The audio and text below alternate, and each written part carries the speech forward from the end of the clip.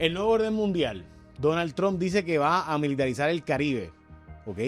¿Qué significa eso? ¿Por qué cierra el gobierno federal? Vamos, ¿por qué cierra de verdad? No, o sea, sabemos que cerró porque hay un tranque de demócratas y republicanos, pero ¿qué es lo que hay detrás de los demócratas? La estrategia demócrata realmente tiene sentido, es muy arriesgada, vale la pena. También, ¿qué significa la regla del filibusterismo hoy versus lo que significaba hace 60 años y cuál debería ser el cambio de las reglas que exige que haya más de 60 votos en el Senado, que es filibusterismo, y si realmente ya hay que dejarla ir o al revés, hay que fortalecerla? El nuevo orden mundial incluye hoy un estado palestino.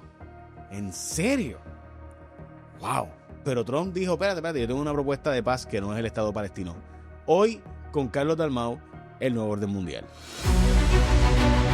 Make America great again.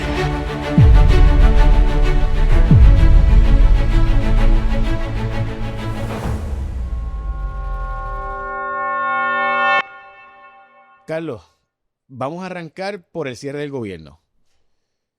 Quiero intentar que tú me expliques, me vendas o quizás me trates de convencer de que lo que están haciendo los demócratas es bueno. Decir, es que como tú estás cortando Medicaid o estás poniendo reglas que terminan cortando Medicaid con el Big Beautiful Bill, pues yo voy a trancar el gobierno para puntualizar el que eres tú, Trump, el que está quitando fondos a las personas más pobres de la nación. ¿Eso realmente lo compra la gente o la gente le va a echar la culpa a los demócratas de todo, como está planteando la administración, que usted usando hasta las páginas oficiales del gobierno para decir que por el culpa de los demócratas el gobierno está cerrado? La contestación corta es que no sabemos. La contestación, y no es que no sabemos. ¿Es un riesgo calculado? Ambos grupos, la Casa Blanca de Trump y los republicanos y los demócratas, ambos están apostando a que van a poder convencer a votantes de que el otro es el culpable. Pero quizá te voy a pedir permiso para hacer una breve reflexión o un breve análisis sobre por qué cierra el gobierno de los Estados Unidos. O sea, el gobierno del país más poderoso del mundo, con más dinero, con el ejército más grande de todo, ¿cómo es que tiene que cerrar por una diferencia legislativa? Y te voy a hacer ese cuento porque es bien interesante. Nunca hubo un cierre de gobierno hasta 1980. O sea, no lo hubo. O sea, el siglo XIX no hubo cierre de gobierno. Porque cuando no había una apropiación legislativa, el gobierno seguía corriendo con la idea de que retroactivamente se conseguiría esa aprobación. O sea, a nadie se le ocurría que iba a cerrar el gobierno porque no se pusieron de acuerdo unos legisladores. Pero un secretario de justicia en la administración Carter, en el último año de la administración Carter, de apellido Civiletti, emitió un memorando al presidente diciendo, mire presidente, es que yo analicé la ley de presupuesto, de déficit, y la verdad es que no puede seguir el gobierno operando si no tiene las apropiaciones. Gracias. Tu café. Agradecemos el café aquí porque este café Gracias, nos mantiene... Gracias. Sí, nos hace feliz. Gracias, Juanca. Juanca hace el mejor café, la verdad. Mira, El que tenemos. el que tenemos, pero es el mejor. El mejor es y el tú que sabes tenemos. por qué es el mejor, porque es el que tenemos. El que tenemos. Mira, eso es como cuando a mí me dicen, es que el equipo de nosotros tiene una cría. Y yo, sí, porque los mexicanos no tienen cría. No, y los alemanes son unos cobardes. Sí, o sea, me da gracia que uno siempre pega la sardina para el lado de uno, ¿no? Sí, porque cada vez que yo digo... porque los cubanos no tienen cría para nada, ¿no? Ese tipo de cosas, pero nada, eso son pequeñas cosas. ¿Qué pasa? Secretario de Justicia Civiletti emite ese memo y por primera vez cierra el gobierno bajo la administración de Jimmy Carter por un día. Se afectaron bien pocas agencias, una de ellas fue Federal Trade Commission. Y desde entonces, ambas administraciones republicanas y demócratas han aceptado que lo que dijo ese señor Civiletti era verdad. Que el gobierno de los Estados Unidos legalmente no puede operar si no tiene unas apropiaciones específicas autorizadas. Desde hace muchos años es difícil lograr la aprobación del presupuesto. Tengo que decirte algo. No sabía esa historia. ¿No la conocía? No, sabía que había sido un cambio de los años 80 para acá, pero pensaba que había sido por tranques No. que antes se había logrado acordar porque Tip O'Neill era un tipo bien pragmático. Era el presidente de la Cámara casi por ¿cuántos años tuvo? 40. Sí, un montón. Y Y tú decías, ¿por qué? Pero fíjate, es una historia buena porque uno de los presidentes con mejor prestigio internacional, pero que en la historia de Estados Unidos se identifica como un presidente débil, que es Jimmy Carter, que en paz descanse, en su administración es que él dice, mira, pero es que siendo bien Boy Scout hay que cerrar el gobierno. O sea, él mismo, su propio secretario de Justicia, dice, si no tienes esta autorización, o sea, le quita poderes al presidente, vamos a ponerlo así. Pero ¿qué pasa? Desde entonces, casi todos los presidentes han enfrentado esa situación breve de cierre de gobierno. Casi siempre es una cosa de días o quizás máximo una semana o dos, hasta que llegó Donald Trump. Y Donald Trump, en su primer año, tuvo un cierre de gobierno que fue el más largo en la historia de 35 días. ¿Qué pasa? Vamos a movernos a qué cierra en el gobierno. Y eso es importante porque la gente que nos escucha debe entender.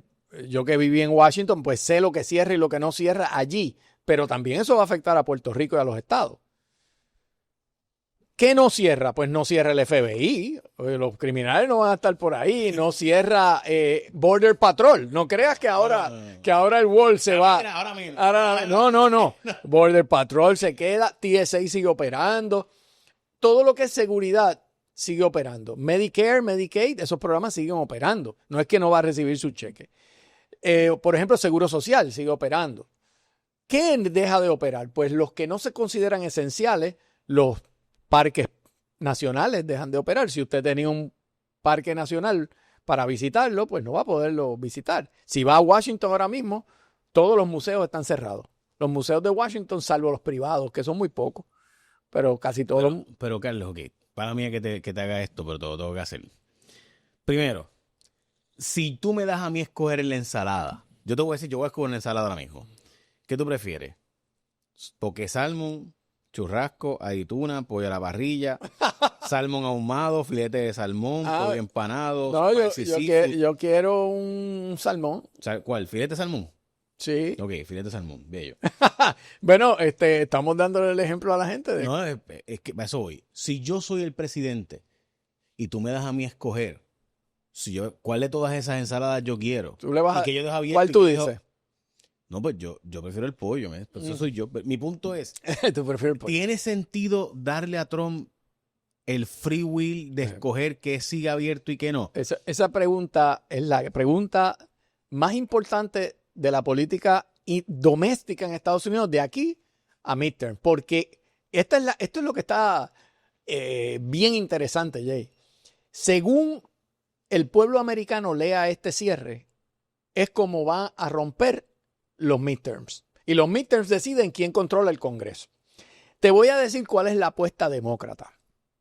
La apuesta demócrata es que el argumento más fuerte que tienen los demócratas es el argumento de salud, especialmente porque en la última aprobación del Big Beautiful Bill se eliminaron unos subsidios que daba el gobierno demócrata para personas de escasos recursos complementar su seguro médico y también programas como Medicaid.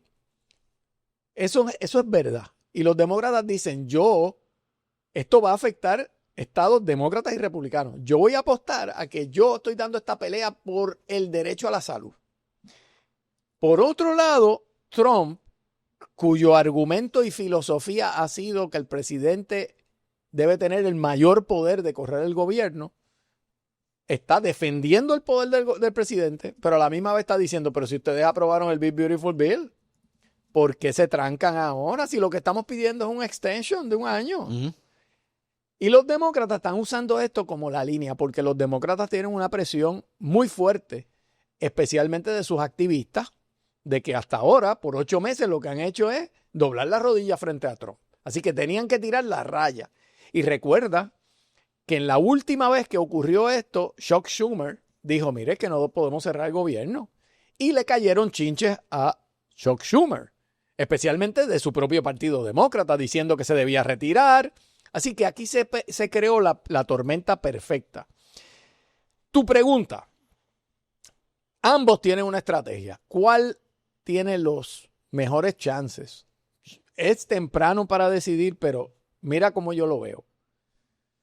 Me lo tienes que vender porque yo pienso bien diferente. Mira cómo yo lo veo. Donald Trump está diciendo, mire, esta gente están usando la politiquería para tumbar el gobierno. Pues ¿tú quieres eso?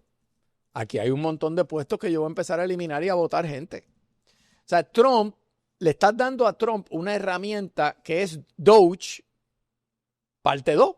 Porque tú mismo me refiero al Partido Demócrata, está creando las condiciones para un cierre. Y aceptaron el cierre. Por otro lado, tú miras las encuestas y es el otro argumento que te quería dar. Ahora mismo, desde abril, después de todo lo que ha pasado y después de todo lo que pasó con Charlie Kirk y después de todos los eventos, Donald Trump está casi en el mismo sitio que estaba en abril. Todavía tiene más de 40% de aprobación. Es increíble. Más de 40% de aprobación. De todas las cosas que han salido, esa encuesta del New York Times para mí es una muestra bien fuerte de que si tú pones a gente a escoger hoy entre Donald Trump y el field, Donald Trump gana.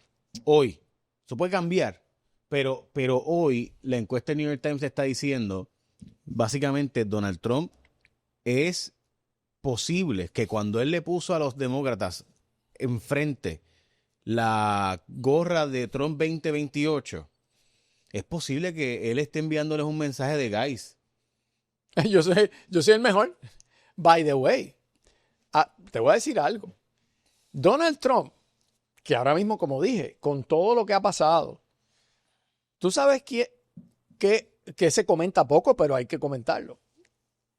El mercado de Wall Street está tan y tan bollante y está tan explotado que los observadores dicen, es que no hay una razón para yo decir esto, pero es muy probable que esto no aguanta. En algún momento va a tener una caída porque ¿cómo es posible que el mercado esté tan bien? O sea, el mercado sigue para arriba con todas las amenazas, con todos los problemas, porque de alguna manera el mercado está reaccionando al mollero de Trump como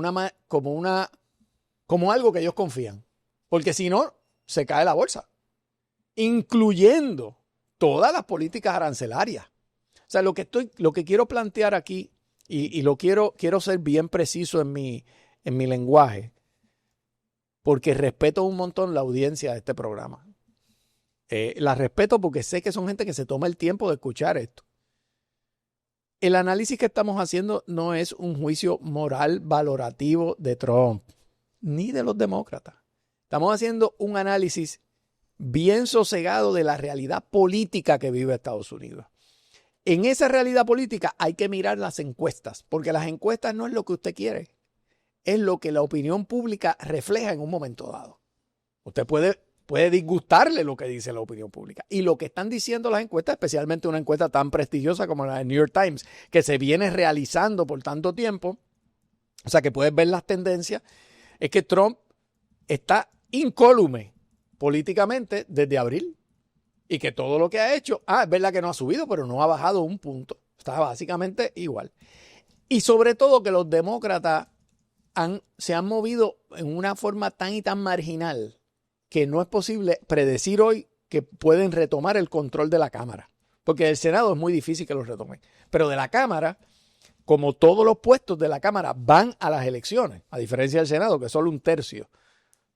En la Cámara, en un año, todos los puestos están para elección. Los demócratas hoy día no pueden, no saben, están a expensas de lo que pase. Y este cierre de gobierno es la apuesta demócrata que la han hecho en el pasado, de que la lucha de los demócratas es para decir, yo quiero proteger tus beneficios, porque ¿qué va a pasar? Los cierres de gobierno terminan, pero luego hubo gente que se quedó sin un seguro, sin un empleo, y ahí cada grupo va a tratar de decir fue culpa del otro. Por ejemplo, una cosa que están diciendo los republicanos es, esto es un capricho de los demócratas porque ellos ya aprobaron el proyecto anterior con los recortes. Y dos, lo que quieren es darle ¿qué? Beneficios a los inmigrantes. Fíjate que listo, porque saben, cuando miras la encuesta del New York Times, Enemigo en común, ajá. en la encuesta del New York Times, el pueblo americano, siempre hablamos del pueblo americano con una nota al calce. La nota al calce es que las elecciones son por distrito, las de medio término, y para el presidente son colegios electorales. Eso significa que hablar del pueblo americano hay que ser sofisticado, pero el área que más le confía el pueblo americano a Trump, ¿sabes cuál es? ¿Cuál? Inmigración. El pueblo americano, en su mayoría, pero Sí, por bastante, entiende que Donald Trump, yo puedo confiar en él, porque la mayoría de los americanos, incluyendo algunos soft democrats, o sea, demócratas más de centro derecha, entienden que la política de Trump, yo la entiendo. Aquí tú entras ilegal y yo te voy a poner un freno. Le molesta la crueldad, le molesta lo que pasó con aquel que mandaron para la cárcel, pero no el control. Y la idea aquella de las ciudades santuario y eso le molesta a la mayoría. Y eso es un área que cada vez que pueda vas a ver que Trump va a hablar de los inmigrantes, porque tiene más credibilidad en ese tema. En el desarrollo económico, sin embargo, a pesar de que los mercados están bien, no se ha movido. Él está donde mismo estaba. Hay una duda de si estas aranceles van a terminar impactando o ayudando al trabajador americano. Eso hay que ver. Mira, Carlos, varias cosas. Para empezar, voy a dar algunos datos porque yo creo que el análisis tuyo es más relevante que cualquier cosa que yo pueda decir ahora.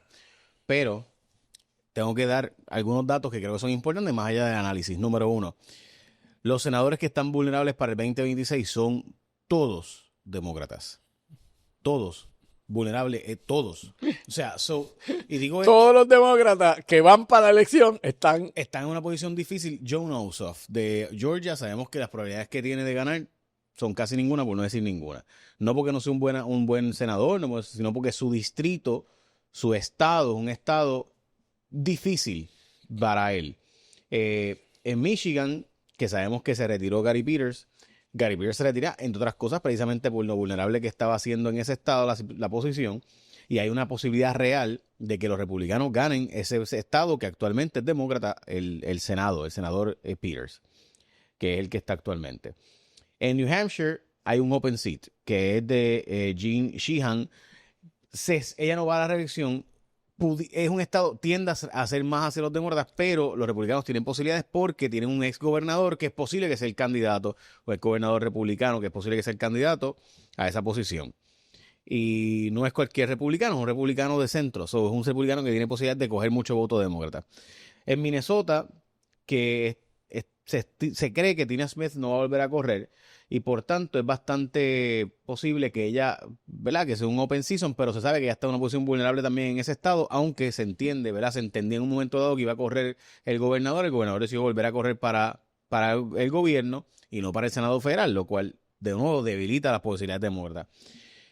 Sabemos que en Nuevo México y New Jersey debe estar bastante safe, pero son los otros incumbentes que hemos visto con números donde pudiera haber una primaria fuerte para Cory Booker, y sabemos que Ben Ray Luján, que es el senador de Nuevo México, debe tener posibilidad de ganar. Pero, sí, yo he conocido a Luján, súper buena gente. No, famoso. Y es bien down to earth, es es un senador bien accesible. Sí. O sea, hablar con él es como hablar con un amigo. O sea, en el caso de los republicanos, los vulnerables son North Carolina, que sabemos que John Tillis se fue porque Trump le dijo que iba a poner una primaria bien dura y se va, que es North Carolina. Y entonces el otro que es posible que los demócratas puedan ganar, que es el de Johnny Ernst, porque Johnny Ernst anunció su retiro, y ahí pues se espera que pues haya por lo menos algo competitivo. Lo que estoy planteando con esto es bien posible que haya un landslide republicano. Es bastante plausible. O sea, no, los números son favorables en el Senado. Entonces, en la Cámara se estima que hay 29 escaños republicanos que que son vulnerables, pero 40 demócratas son vulnerables también porque Trump está cambiando con gerrymandering, presionando a los estados para que cambien los distritos y hacerlos más fáciles para ganar a los republicanos. Hay 29 republicanos que pueden perder porque hay gerrymandering también del otro lado, pero hay 40 demócratas y ese cálculo Trump lo hizo. Trump hizo el cálculo de dónde estaba. O sea, mi punto con esto es, los demócratas tienen que ser algo grande para poder realmente lograr evitar que pase o que ocurra lo que no ocurre desde el 2000, ¿qué? 2000, yo no me acuerdo cuándo fue la última vez que un presidente... La última vez que un presidente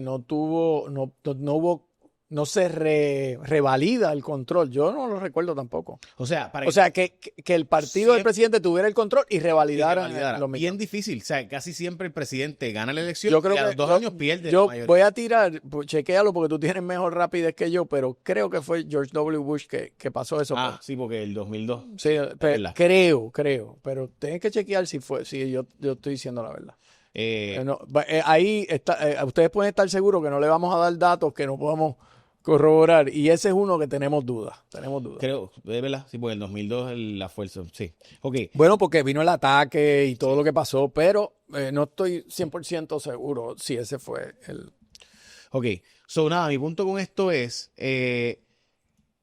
que las posibilidades son que los demócratas deberían poder ganar cómodamente en el 2026, porque es lo que ha pasado por tradición, pero el mapa electoral no le favorece. No.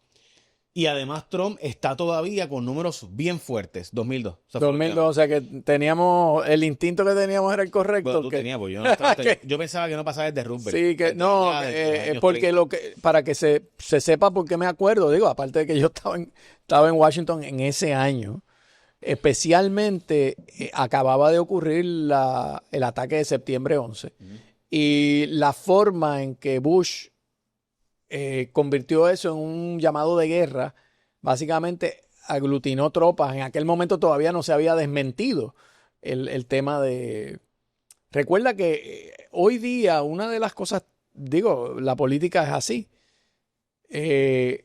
Una de las manchas más grandes que tiene la administración de George W. Bush, es realmente que convenció al mundo de que Saddam Hussein tenía armas de mass destruction.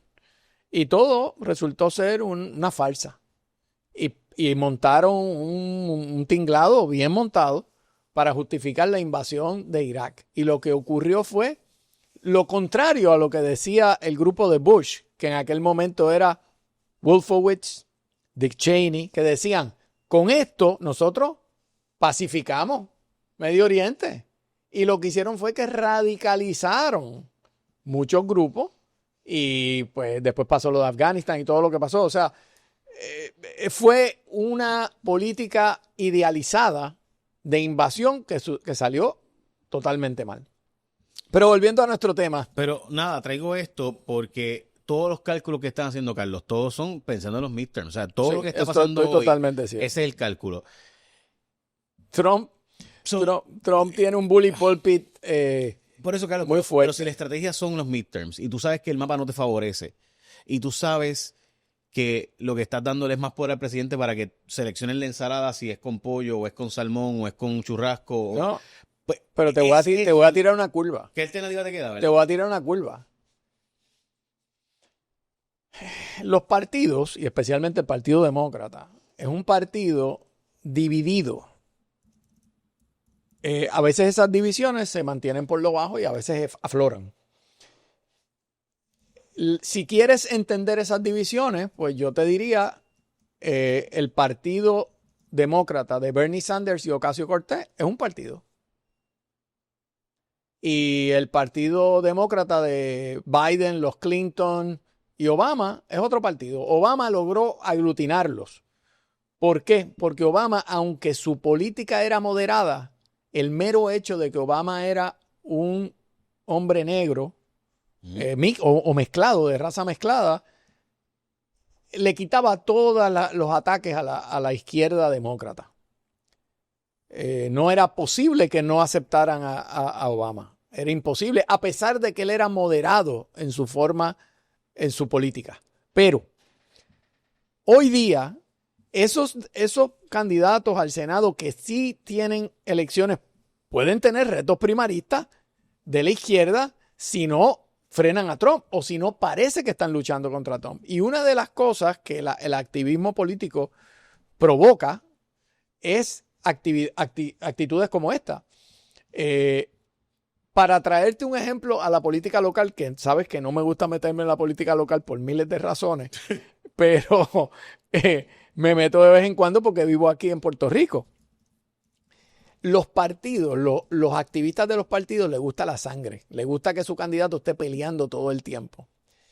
Pero eso es veneno para el votante indeciso, porque el votante flotante que no se identifica, lo que quiere es alguien que venga pacíficamente a unificar. Entonces tienes esa presión tremenda del partido de dale un cantazo, atácalo, esto, lo otro, porque quieren, ¿qué quieren? Quieren sangre. Emocionalmente quieren una pelea. Mientras que el candidato sabe que no puedes pelear todo el tiempo. Eso te explica cómo ciertos políticos en Puerto Rico, no voy a mencionar ninguno, pero tú los vas a identificar de inmediato, escogen los momentos en que cazan peleas. Cuando tu base se empieza a debilitar y a erosionar, a ti ya se te olvidan los indecisos, tú tienes que salvar tu barco. Y eso explica ciertas actividades de campaña. La gobernadora tiró el anuncio que tiró porque sabe que está débil en su partido, y salió las encuestas de inmediato de confirmarlo. O sea, en el momento, cuando ya el candidato amarra su partido, tú te das cuenta que se vuelve como era Luis Fortuño en aquella campaña, que era totalmente una persona de paz y amor y devoción, y no se puso la camisa azul porque no tenía que ponérsela, en el sentido de ser el más PNP del mundo. Cuando tú ves que el candidato es bien fuerte para atacar al contrario y avivar su base, es que todavía no ha amarrado a lo que llaman los americanos el rank and file o su corazón del rollo, no lo ha amarrado. Y eso, pues, eso es una realidad. Y yo creo que Trump, sin duda, tiene amarrado el mundo MAGA. Hoy día, esto es bien sencillo para que ustedes comprendan. El principio del líder es el siguiente. ¿Qué es MAGA? Lo que diga Trump. O sea, si Trump mañana cambia de opinión sobre algo, por ahí va MAGA. ¿Cuál es la política? Te voy a poner un ejemplo. ¿Cuál es la posición de MAGA frente a Rusia? Lo que diga Trump. Si Trump mañana decide que va a pelear con Rusia, MAGA se le va detrás y dice, los rusos son malos. Pero en el momento que Trump dice, espérate, los rusos no son tan malos, que los de Ucrania también tienen corrupción, es decir, que Trump tiene un amarre que no tienen los demócratas. Los demócratas tienen que estar respondiendo a la presión de esa base que le está diciendo, tienes que frenar a Trump, y eso explica este cierre de gobierno, que no sabemos si va a durar 2 o 3 días o mucho, pero sí te voy a anticipar algo. Si va a durar mucho o poco, va a depender de los demócratas, porque Trump no va a dar su brazo a torcer. No gana nada con dar su brazo a torcer. Donald Trump no necesita. Al contrario, si Donald Trump lo que dice, tú me cerraste el gobierno, de una vez voto a todos esos que dije que eran unos mediocres que no se sabe dónde trabajan. O sea, que le hiciste el trabajo a Doge. Y mientras tanto, yo uso los poderes presidenciales para seguir adelante con mi agenda. Por eso yo creo que es un error esta pelea. Porque pienso que los demócratas no ganan nada. No es ganable. ¿Tú crees que no es ganable? No, porque es que a lo más que tú puedes lograr es que Donald Trump luzca como que eres el intransigente. Pero ¿quién recibió ese memo? Si eso lo sabemos hacer. O sea, ya Trump está definido. Sí, ya está definido. La gente va a tomar la decisión a base de su bolsillo. A base de cómo me va a mí. Eso, tú has dado en el clavo, Jay. La política, eso es otro fenómeno de la política. En la política tú tienes fanáticos, pero usualmente esos fanáticos son fanáticos hasta que le tocan una cosa. Bolsillo. El día que ese fanático tú lo votaste o le quitaste un beneficio, ese fanático dice, me traicionaron. Mientras tanto, tú puedes ser fanático si no tienes lo que llaman skin in the game. Si no tienes riesgo, tú puedes ser fanático, claro. Aquí hay fanáticos del Barça que lloran cuando pierde el Barça o del Real Madrid, pero pase lo que pase, vuelven a su vida cotidiana y no pasa nada. Lloran y sufren, pero no pasa nada. No tienen algo que perder. Ahora, el que sí tiene algo que perder en una contienda política puede irse para un lado o para otro, y eso es lo que está pasando aquí. El cierre de gobierno afecta cientos de miles de personas, algunos son empleados, pero no solo eso. En un parque nacional, si tú eres el que trabajas en la cocina, aunque no seas empleado federal, pues cerró el parque. El que se dedica al carrito de hot dog, hay un impacto. A nivel de los Estados Unidos no es un impacto pequeño, es un impacto grande. Y por otro lado, hay ciertos programas que se van a definir según esta pelea se defina, especialmente Medicaid y los programas de salud. Y esa es la apuesta de los demócratas. Yo coincido contigo si me fuerza y me dice, Carlos, pero dime ahora mismo, si tú estuvieras ahí en la Casa Blanca y te preguntan, ¿qué tú crees que va a pasar? Yo creo que está tan polarizada la política que los demócratas se van a trincherar con los demócratas, los republicanos con los republicanos, pero es probable que por la composición electoral esta pelea le beneficie al final a los republicanos en los midterms. Ok, y por tanto, mi posición, o sea, cuando tú ves que, te voy a decir por qué mi posición, cuando yo vi que Donald Trump lo que hizo fue burlarse de la forma tan burda, hasta racista, de Hakeem Jeffries. Explica qué pasó ahí, porque yo... Nada, le puso el sombrero mexicano, hizo un charro. meme, hizo un meme. Es un meme de básicamente burlándose de él, Hakeem pero Jeffries. ponen a Trump como tocando panderetas y tocando guitarra. Sí. ¿Y por qué lo mexicano? Explícame esa, yo no la entendí. ¿Qué tiene que ver el sombrero mexicano y el bigote? Te soy honesto. Sí, no entiendo. La explicación, han dado 300 explicaciones diferentes, así que yo no tengo ninguna. Yo no lo Pero entiendo te puedo decir algo. Si tú ves que el presidente Trump lo que hace es eso, y las páginas oficiales del gobierno, no es el partido, las páginas oficiales dicen los demócratas cerraron el gobierno por esto y por esto. O sea, Trump ve esto como una oportunidad brutal para él. Y J.D. Vance está retuiteando eso.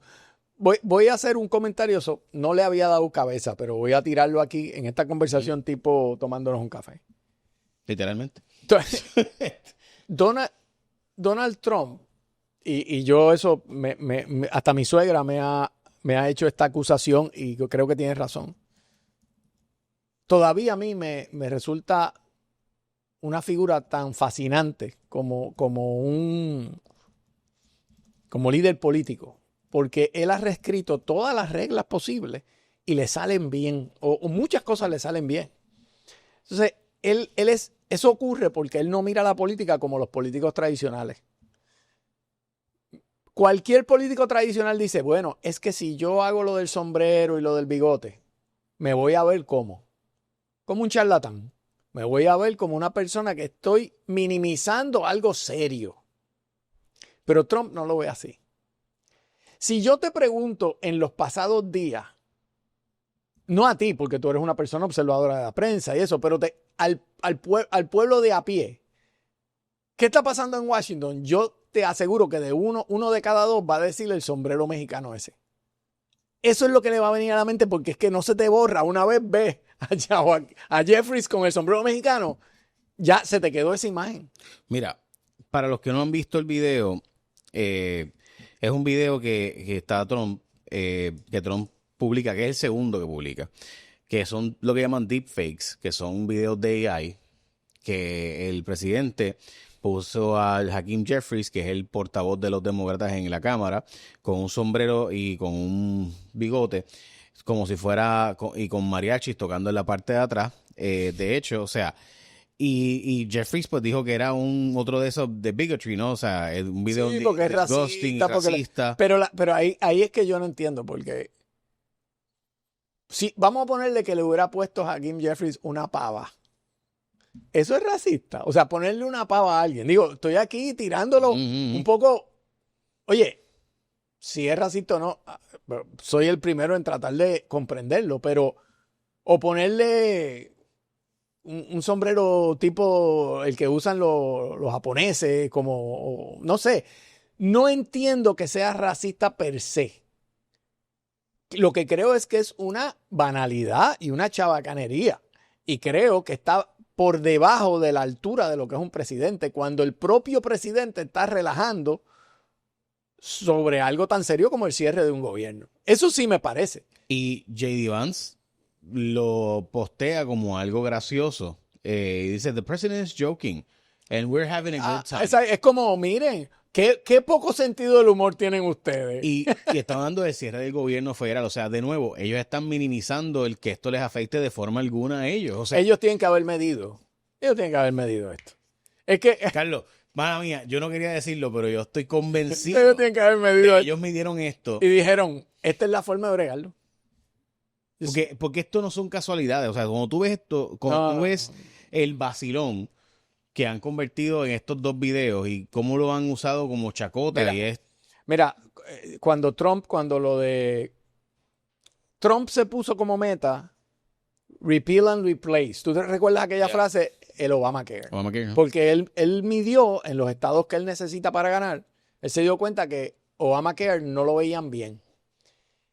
En todas las conferencias, we gotta repeal and replace Obamacare. It's the worst thing that has ever happened to this country. Él repetía y repetía y repetía. Y llega un momento en que hasta tú no sabes nada y tú dices, eso Obamacare es un problema. Porque él comprende el impacto de la propaganda, que es cuando tú repites algo y lo repites por muchos medios, hay un bias. Tu cerebro empieza a pensar, si lo repiten es porque debe ser verdad. O empiezas a dudar. De lo que tú mismo crees. Y eso es, eso es propaganda 1-0. Y Carlos, las expresiones de J.D. Vance para mí fueron las reveladoras. Porque J.D. Vance dice, I'll tell Hakeem Jeffries right now, I make this solemn promise to you that if you help us reopen the government, the sombrero memes will stop. And I have talked to the president of the United States about that. O sea, el vicepresidente dice, mira, vamos a hacer algo. No vamos a publicar más videos de charros y sombreros si tú nos ayudas a reabrir el gobierno. O sea, en otras palabras, tú tienes la culpa de que el gobierno esté cerrado. Y mientras yo enseño el sombrero es porque tú estás cerrando el gobierno. Y como tú estás cerrando el gobierno, y como tú dices, o sea, y la gente está más, ¿verdad? Más indignada o interesada o entretenida por el video del sombrero. O sea que el tema, esto está estudiado. O sea, esto es, de nuevo, esto es el Trump 101. Trump 101. Ahora, ¿qué significa, Carlos, en esa realidad política, el que ahora Palestina se convierte en un estado reconocido por los países grandes? O sea, esto no es Cuba, Venezuela, con todo el respeto, ¿verdad? Pero me refiero, ¿verdad?, a los países que manejan el mundo. Esto no es Nicaragua, esto no son los son los no alineados, que es lo de esperarse. Y obviamente que esto ocurra cuando Greta Thunberg, ¿verdad?, arranca para allá y lleva esta flotilla para llevar suministro y lo que hacen es arrestarlo. Y de repente Donald Trump dice, yo tengo una negociación con Israel, mira, aquí está mi propuesta de paz. O sea, de nuevo, robándole el show a todo el mundo porque estaba Canadá, Australia, Francia, Inglaterra, planteando, vamos a reconocer a Israel como Estado. Has traído de pronto un tema que... déjame ver cómo le entro a ese tema. Cuando digo que es un tema altamente complejo, para que los puertorriqueños que nos están escuchando o los que conocen a Puerto Rico, el estatus de Puerto Rico se queda corto. Okay. Recuerden, el estatus de Puerto Rico es el gran problema, el problema que nunca se resuelve, que es lo que divide al país, todo lo malo. Pues piensa que esto es mucho peor, mucho más difícil. ¿Qué pasa? Voy a dar unos datos para entrarle a eso. Muchos liberales, quiero decir, gente que pues quieren lo mejor, son buenistas, creen que si todos somos buenos, pues hay paz y ya no hay problema. Son un poco naif, los liberales naif, piensan que la solución es hacer un Estado palestino al lado del Estado de Israel. Muchos palestinos han expresado que esa no es la solución. no muchos en el sentido de 70%, pero Hamás piensa que la solución es saca a Israel y los palestinos gobernamos todo esto. O sea, Hamás no piensa que 2 estados es la solución. Cuando se han hecho encuestas en Palestina, en Gaza, por ejemplo, ya muchos palestinos dudan que 2 estados sería la solución. ¿Por qué? Porque no existe una estructura y una madurez política para que haya un estado fuerte en Palestina. Y lo más probable es que ese estado va a estar sometido a fuerzas como la de Hamás. De manera que va a ser un estado en plena guerra con otro estado. Hoy día, solo el 20%, esto es una encuesta reciente, el 20% de los residentes de Israel, 20% solamente piensan que 2 estados es la solución. Porque piensan que va a ser la perpetuación de la guerra de 2 estados que están destinados a estar en guerra. Porque uno piensa que el otro no debe existir. Esa es la realidad democrática, cómo la gente que está allí se sienten. Mientras tanto, Benjamín Netanyahu no solamente piensa que no deben existir 2 estados, yo te aseguro que la mentalidad de él es que jamás, mientras él sea primer ministro y líder de Israel, jamás va a haber un estado palestino. ¿Qué pasa? Esas son las condiciones, pero la guerra de Israel contra Hamás ya ha llegado a un nivel insoportable. Insoportable porque ya rompe cualquier sensibilidad que pueda tener cualquier ser humano normal de lo que es el trato humanitario a una población. Lo estoy diciendo lo más neutral posible, pero la realidad es que allí es muy difícil argumentar que no está pasando elementos genocidas, donde muchos civiles están muriendo y usted puede argumentar, bueno, pero ¿quién empezó? Ok, todas esas son verdades, pero hay que hacerse la siguiente pregunta. ¿Esto es sostenible? O sea, vamos a estar, el mundo completo se va a quedar aquí mirando mientras siguen muriendo y muriendo personas allí.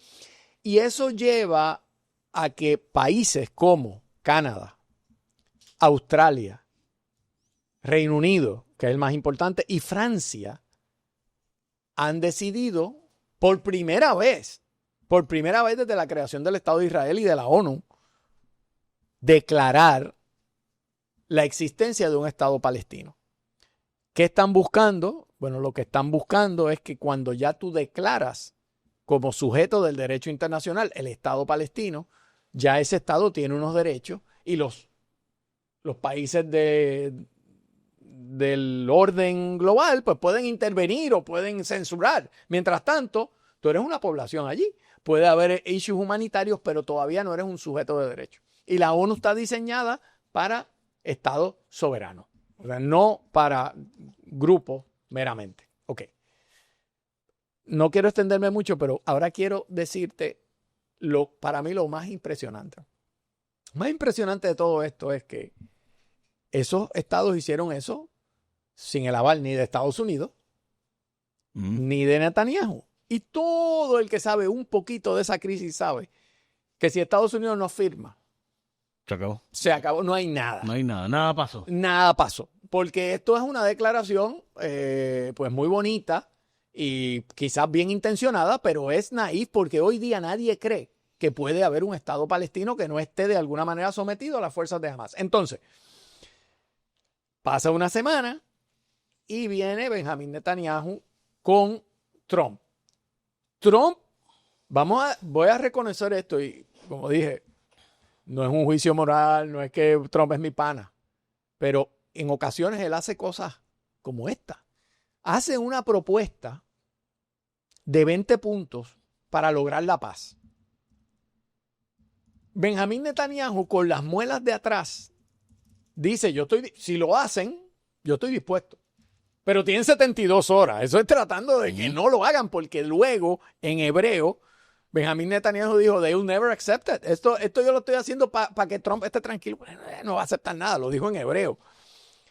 Sin embargo, esos mismos países que declararon el Estado palestino, dijeron, oye, tremenda idea la de Trump. O sea, es una idea que por lo menos permite. Mira lo que hace esa idea en principio. Le da amnistía a todos los que participaron en el golpe contra Israel. Tienes la opción de someterte o de irte, pero te dejan ir. No vas a estar preso. Ujú. 2, pero tienes que renunciar a las armas ya. Tienes que entregar las armas, lo cual jamás hará. Ujú. Jamás no va a entregar las armas. Pero te están diciendo, tienes chance, tienes que entregar los rehenes. Ya te quedas sin bargaining power. Tienes que entregar los rehenes porque todavía hay rehenes. Si tú te pones a ver, y va a haber una administración del territorio de Gaza que no va a ser de Israel, va a ser internacional. Incluso se ha mencionado que Tony Blair, el que fue primer ministro de Inglaterra, sería el presidente o el director de eso por unos años de transición. O sea que esto no está completamente de la manga production. Esto se ha pensado. Y Trump quiere ser ¿qué? El hombre de la paz. Acuérdate que el sueño de Trump ahora es yo quiero el premio Nobel de la Paz. Así que alguna paz tengo que lograr. Y no he logrado la de Rusia con Ucrania. Así que ha logrado otras, pero esta no. voy a intentar esta. ¿Cuál? Así que si tú me preguntas, por primera vez, yo creo que realmente hay algo. Si jamás. De hecho, esto lo estaba escuchando hoy porque me gusta oír a veces medios que no son los tradicionales que nosotros oímos, y en esto lo oí de BBC, BBC News, que están diciendo que en las encuestas relámpago, la gente de Palestina le gusta la propuesta de Trump, pero no a Hamas, y ahí está el problema. O sea, que no le gusta a Hamas, no le gusta a Benjamín Netanyahu, pero es para mí la propuesta más viable que tenemos ahora mismo, porque el Estado palestino no lo es. De nuevo, totalmente de acuerdo con todo lo que dijiste, así que esta vez me sorprende porque no lo derogamos y todo lo que dijiste estoy de acuerdo. Me parece que no solamente BBC, hay medios locales de grupos, ¿verdad? Al Jazeera y demás, que no han sido adversariales. Y eso, ¿verdad? Que de nuevo muestra que Donald Trump, el culto a la persona, funciona. O sea, cuando él lo que quiere es, yo quiero ganar el premio Nobel, y esa es la que hay. Así que nada, it is what it is. Carlos, por último, ¿cuál es el rol de Puerto Rico en esta posición de presidente que acaba de enviarle al Congreso una comunicación diciéndole, Congreso, vamos a estar en guerra permanente en el Caribe ahí contra el narcotráfico? Fíjate, cuando me haces esa pregunta, recuerdo aquella gran pregunta que tú y yo nos hemos reído en otras ocasiones, y es, ¿dónde se sienta el gorila en la guagua? O sea, cuando entra el gorila a la guagua, ¿dónde se sienta? ¿Usted sabe dónde se sienta? Donde él quiera. Donde él quiera. Y esa declaración, en una situación de poca o ninguna participación del gobierno local de Puerto Rico en estas decisiones, va a ser la siguiente. El gobierno de Puerto Rico va a decir que el gorila militar se sienta donde quiera y va a tener la cooperación total de Puerto Rico. Esa va a ser la posición.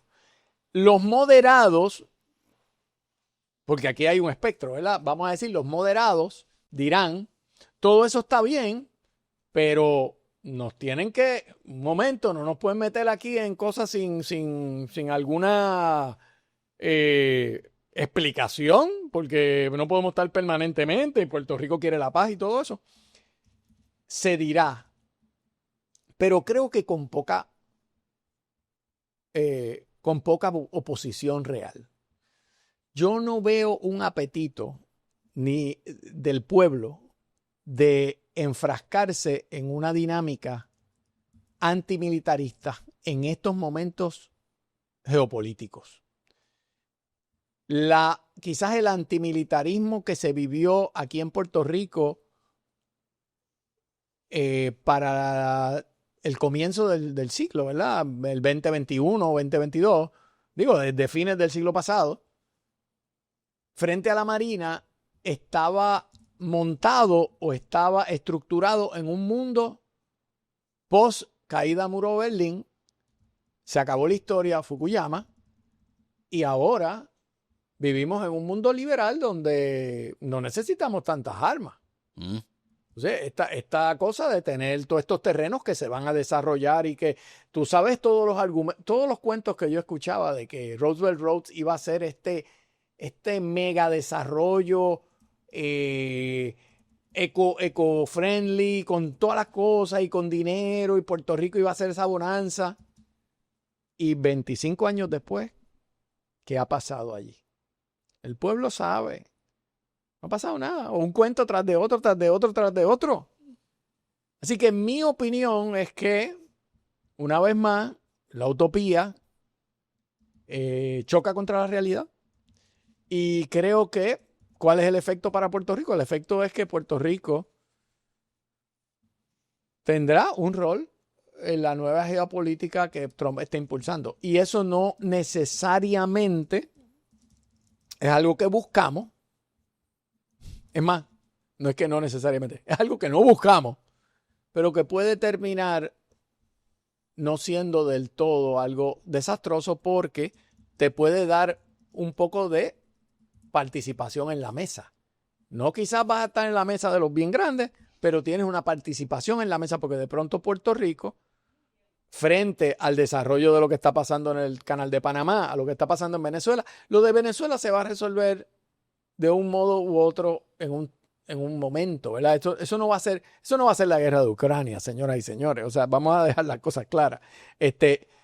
Maduro no es Zelensky. El mundo no va a reaccionar a Venezuela igual que reacciona a Zelensky en aquel tiempo. Y Trump no es Putin, ni Estados Unidos es Rusia. Así que es una realidad muy diferente. Yo tengo que cerrar planteando que, contrario a la percepción de mucha gente, creo que los puertorriqueños quieren una relación más estrecha, incluso militar. La encuesta que comisionamos de Lead Data sí lo dice, bastante fuerte. ¿Cómo? Dime esos números que no Era 68 a... O sea, 68 más favoreciendo el que Trump reabriera las bases militares en Puerto Rico y lo de campo de tiro es lo que tiene algo de rechazo y ahí subía 80% cuando le quitabas lo de campo de tiro. Eso en la política se llama un asunto 70-30. O sea, los políticos les gustan los asuntos 70-30. Uh-huh. Si un asunto es 50-50, ¿por qué me voy a meter? De ahí sale la gobernadora con su anuncio diciendo, estamos aquí siendo Team Trump. Nosotros somos Team Trump, imagínate cualquier otro que es medio frío, esto y lo otro. Lo que sea. O sea. Y fíjate, es interesante porque es a destiempo, pero responde a las lógicas de un posible reto intrapartido. O sea, no seamos naivos. Eso no tiene nada que ver con las elecciones. Eso tiene que ver con... De acuerdo. Sí. Y hay que decir que también el miedo que tiene la gente a que Trump nos corte los fondos federales. Es como que, ¿qué hay que hacer para que no nos corte los fondos federales? ¿Cómo es? O sea, entonces Jennifer está capitalizando en eso. Y también creo que su reto es también interno de su partido. Decirle a su partido, yo soy la persona de Trump en Puerto Rico. Mira cómo estamos haciéndolo. Yo soy parte de esa lucha. Así que me parece también que ese es el mensaje de sin abrazarme a Trump porque lo quiero mucho, lo tengo cerca porque lo necesito. Y esa es, de nuevo, la nueva realidad, no de Puerto Rico, del nuevo orden mundial. El presidente Trump está diciendo que va a militarizar y que va a continuar militarizando el Caribe. Y está haciendo ejercicios militares y simultáneamente... No solamente en el Caribe, Carlos, y esta es la parte que realmente quiero saber tus impresiones. Esto de convocar a los 800 generales de la nación y decirle a los 800, hey, come here. Mira, por si acaso vamos a hacerle un fit test. Un fit, para ver si están fit, para ver si están en shape, o sea, ver si están en forma física. Pero a la misma vez le dicen, mira, la reunión fue para decirle que el ethos del guerrero, la ética... o la cultura de la guerra o del guerrero, que a nosotros tanto hemos hablado del UFC, que de hecho este sábado hay una buena pelea, el ethos del guerrero, la filosofía de la guerra. Pero por si acaso, vamos a entrenar en las ciudades de Estados Unidos. El presidente dijo abiertamente, oye, es la primera vez que no me reciben con aplausos en tanto tiempo, cuando los generales recibieron al Commander in Chief. Y los comentarios que se hicieron fue obvio de que era un asunto de prueba de lealtad. Carlos, si ni los generales, porque recordemos que todo esto viene, recuerden ustedes que cuando vino el presidente en el pasado cuatrienio, salió cuando él pierde en el 2020 las elecciones, sale a relucir que el Joint Chiefs of Staff había hablado de serle desleal a Trump en caso de que ocurriera una situación de que Trump pidiera una intervención militar para evitar la transición del poder o una situación nuclear para causar una guerra que provocara la posposición de la juramentación de Biden, pues que el Joint Chiefs of Staff había hablado entre ellos para asegurarse de que no hubiera un ataque, de que el ejército desobedeciera al presidente saliente Donald Trump en el 2020. Y todo eso que salió provocó que el Joint Chiefs of Staff, de repente el presidente llegó y de las primeras cosas que hizo fue el Joint Chiefs of Staff, para afuera, los que no son leales a mí, yo voy a nombrar a mi gente. Y gente súper condecorada, perdió su rango, perdió su posición y ya no estaban en el Joint Chiefs of Staff. Y lo empezó a buscar, ¿verdad?, en otras agencias. Entonces hace esta reunión y a la misma vez que le envía al Congreso la notificación, Congreso, voy a militarizar el Caribe. Ojo, importante. Y estoy haciendo ejercicios con el 22, Regimiento 22, que es expedicionario en Puerto Rico, y el Comando Sur, ejercicios anfibios expedicionarios, es decir, de invasión del Navy. Le invito el mismo día que el gobierno federal va a cerrar. Invito a los... Y el presidente sabe qué día va a cerrar el gobierno federal, que él sabía que era el martes. Que eso lo sabía. Y ese día él convoca a todos los generales y dicen, vengan para acá. Ay, by the way, vamos a empezar a probar y a entrenar a nuestros soldados en las ciudades de Estados Unidos que tengan más delincuencia. Y dice Leavitt, la jefa de prensa de la Casa Blanca, dice, mire, por si acaso, mire cómo estamos bajando el crimen en Memphis y mire cómo está bajando la criminalidad en XYZ. Carlos, esto es la preparación para un estado militar oficial. O sea, y yo sé que lo estoy exagerando porque suena exagerado, yo sé. Pero es que el mero hecho es lo que yo decía de las tarifas, de los aranceles, y escucho tu opinión. Cuando tú veías el presidente anunciaba algo de 300% y de repente lo bajaba a 10, no, 400% lo bajaba a 20, 300% lo bajaba a 15. Todo eso que se escuchó hubiera causado disturbios en las calles con Obama, porque estamos hablando de un impuesto al consumo de 10, 15 y 20%. O sea, la forma en la que el presidente Trump trabajó esto fue espetarle un impuesto al consumo de aquellos productos importados a Estados Unidos, que es casi todo lo que la gente consume en Estados Unidos es importado, casi todo. Eso es un impuesto al consumo, es un IBU, es un sales tax, es un IVA en los Estados Unidos. Y eso causó nada, a pesar de que le afectaste el bolsillo a la gente. Y ahora está normalizando la presencia militar en las calles. Es decir, yo anuncio caos, lo quito. Anuncio caos, lo quito. Anuncio caos, lo quito. Para cuando vuelva a anunciar el caos, ya nadie se tira a las calles a protestar porque es que no va a pasar nada. Y de repente, ahora sí se quedó la operación militar. Ahora sí se quedaron los aranceles. Ahora sí se quedó el que saqué el FTC. Ahora sí se quedó el que saqué el Fed. Ahora sí se quedó. O sea, ahora lo que antes parecía una mera amenaza y no pasaba nada porque no pasó nada, ahora sí se queda. Carlos, en este nuevo orden mundial, pareciera ser que ya estamos dando por aceptable que el ejército sea convocado por el presidente y voy a sacar a los generales que no me sean leales y voy a sacarlos también. Esto sí es algo nuevo, o sea, esto sí es algo único.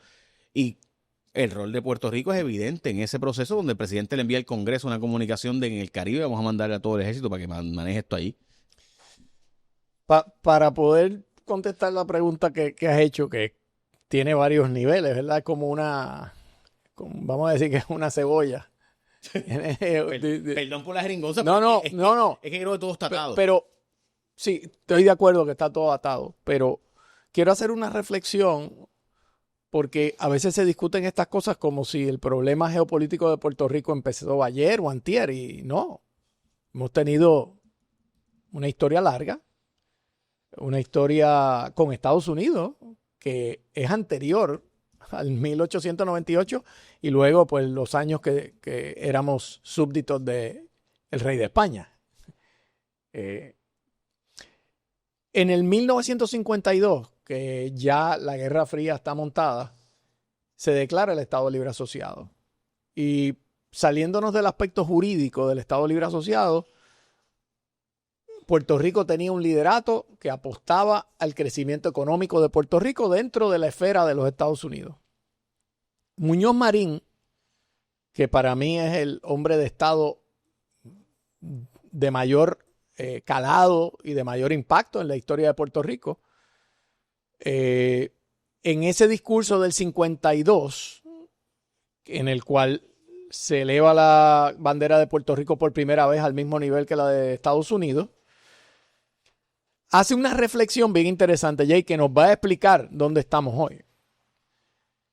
Él advierte que Puerto Rico tiene que evitar caer en el comunismo, en el socialismo deshumanizante, se refería por supuesto al modelo soviético, porque estábamos en plena Guerra Fría, y también al consumismo desenfrenado capitalista. La manera de ver el mundo que todo es producir más, gastar más, tener más, sin freno.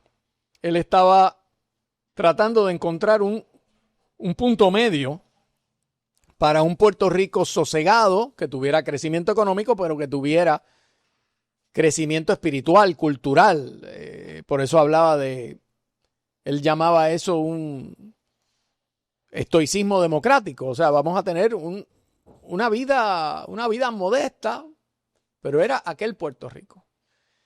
Y en aquel tiempo, Muñoz estaba muy claro que para él poder desarrollar ese sistema, él tenía que ofrecerle algo como puertorriqueño, como líder de Puerto Rico, a Washington. ¿Qué tú logras, qué tú ganas? Porque es cierto que tenemos una asociación, aquí hay una autonomía fiscal, pero políticamente estamos dentro de la esfera de Estados Unidos. O sea, esa es la mentalidad Muñoz. Y siempre Muñoz entendió que Puerto Rico tenía que ser un baluarte militar para los Estados Unidos. Porque en el realpolitik, ¿verdad? Fuera de las tribunas y de los barrios y de los batalles, hey, Muñoz también se movía en Washington. Y Muñoz sabía cómo pensaba Eisenhower y cómo pensaba, y hablaba con ellos. Kennedy se quedó en la casa, en la casa del gobernador, en la fortaleza. Hay un Kennedy Room porque durmió ahí John F. Kennedy. O sea, de hecho, Nixon también se quedó allí. Y Nixon en sus memorias, cuando era vicepresidente, dice que elogiaba mucho la capacidad intelectual de Muñoz, pero también la capacidad de aguantar alcohol. O sea, este señor no se cae. Y le daba duro. Para los que no saben, Nixon era el vicepresidente de Eisenhower. De Eisenhower, por eso como vicepresidente. Al 61, cuando que casi, by the way, que mucha gente dice que él le ganó a Kennedy, pero pues... Bueno, nada, y Nixon era una figura política extraordinaria, de impacto. Hizo toda su carrera como un anticomunista y luego es el presidente que abre la brecha y abre las puertas de China. Porque Nixon era un gran pensador geopolítico y un gran presidente geopolíticamente hablando. Pero te iba a comentar esto. A pesar de que Muñoz era demócrata, Nixon lo respetaba. Ese era el nivel. Lo que yo quiero subrayar con esto es cómo cambian los tiempos. En el tiempo de Muñoz, y hoy día, pues lamentablemente las generaciones menosprecian a Muñoz porque lo ven como el viejo, el padre. Los jóvenes que dicen, ustedes son boomers y no saben nada. Pero la realidad es que a ese nivel, y lo digo no lo digo livianamente, Muñoz y esa generación fue quizás la única generación que transformaron profundamente la realidad social de Puerto Rico. O sea, sacaron a mucha gente de la pobreza, convirtieron a Puerto Rico en un lugar de crecimiento, de esperanza, y luego pues vinieron todas las demás cosas, pero ahora le toca a las nuevas generaciones reinventarlo. Pero tú dices, en aquel momento Muñoz tenía eso claro, y los gobernadores eventualmente, cuando hubo la alternancia con Luis Ferré, lo tuvo claro, y Romero lo tenía claro y así. Yo creo que el primero que cambia ese paradigma es Pedro Rosselló. Cuando Rosselló empieza a decir que la forma de avanzar la estadidad es una crisis, es hacer quedar mal a los Estados Unidos, es hacerlos avergonzarse. Fue el primer gobernador, y siendo estadista o admisionista, que empezó a decir, y fíjate que cuando lo de Vieques, Rosselló fue uno de los que se opuso a que continuara el bombardeo. Y luego sí la cogió esa bandera, pero ¿por qué yo hago estas sutilezas? Porque es que a nosotros nos gusta poner la historia de Puerto Rico como en blanco y negro, ¿verdad? Como los malos y los buenos. No es tan fácil. Rosselló fue el primero que empezó con eso de, mira, esto hay que pararlo. Pero se olvidó o se empezó a olvidar que para tú sentarte en esa mesa, eso es parte del juego. Y creo que el pueblo hoy intuye eso que Muñoz tenía claro y que Ferré tenía claro. Y es, Puerto Rico es parte de los Estados Unidos y hay desventajas y ventajas del arreglo actual, pero todavía la mayoría de los puertorriqueños prefieren esa relación o una relación cercana con Estados Unidos. Y yo me atrevo a decir que es una mayoría robusta. Quizás por 70-30, más o menos.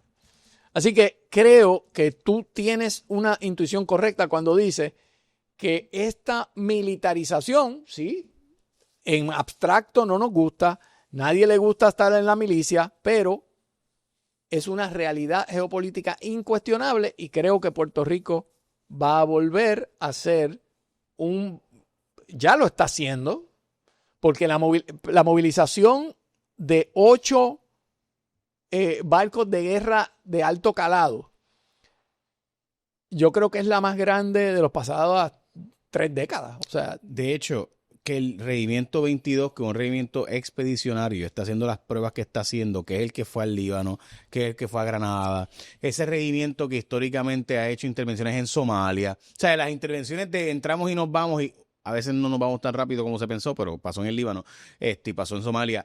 Pues esas intervenciones de entramos y nos vamos es la intervención que ha hecho este regimiento, que está haciendo los entrenamientos cerca de nosotros. Así que evidentemente hay algo de eso, y de hecho acaba de ocurrir el viernes a la casi 1 de la tarde, se notificó por el Departamento de la Guerra, el Departamento de la Defensa, que otro barco más fue interceptado y que mataron 4 en ese barco alegadamente de narcotráfico.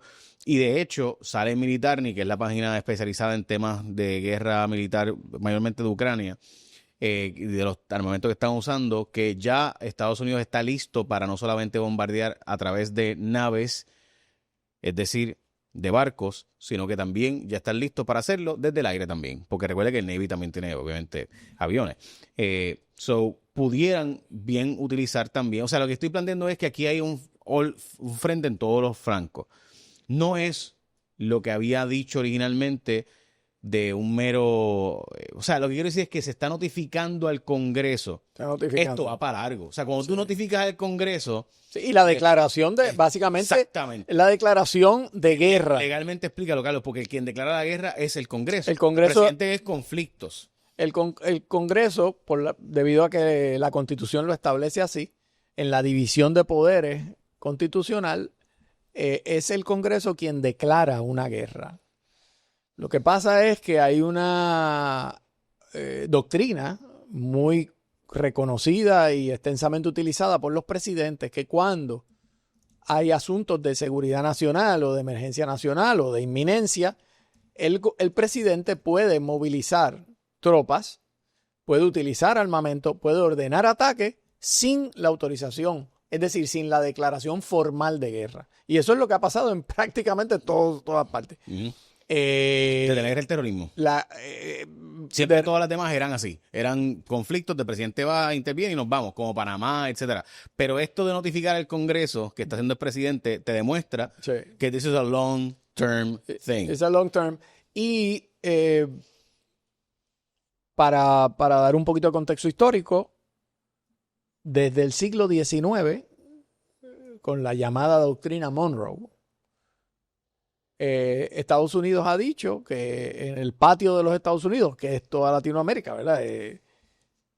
Los poderes externos no deben intervenir. Y luego vino un colorario que desarrolló Teddy Roosevelt, colorario que es básicamente no solamente que no intervengan poderes europeos o fuera de América, sino que cuando el presidente de Estados Unidos entiende que hay inestabilidad en la región, Estados Unidos va a intervenir.